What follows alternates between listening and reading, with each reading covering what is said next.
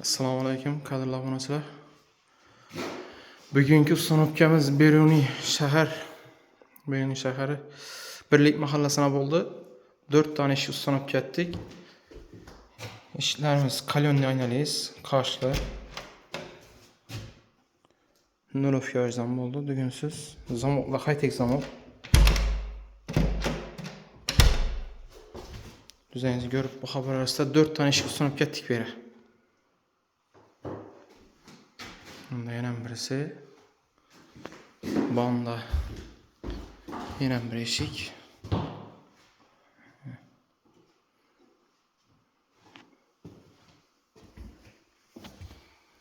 Bunda yenen birisi. Bu iskariya salon oldu. Buranın kvadrat metri 1.600.000 so'm. 1.600.000 so'm işlep verdik. İşi duruşu 3,5 milyon volt tuttu bunu. Rezmeri 95'e 2 metre. Bu aynalısı 4,5 milyon volt tuttu. Aynanın üzeri 1 milyon oldu. Bu hem kalyonli hem kaşlı. Ya Xudo xolasa hazır oynayasın fikrini bilamiz. İşlerini kalınlığı 4,7 oldu. Laklar 3 qatar lak oldu. Tureski lakladan. Özlerinizi görüp bu haber arasında Xudo xolasa hazır oynayasın fikirlerini bilamiz. Xudo xolasa. Oyuncuları Rusya'da oturup, Moskova'da oturup zakaz verdiler. Hazır oyunu apaları bakın, apalarından fikirlerini bilemiz Xudo xolasa. Ki işleriniz çeken?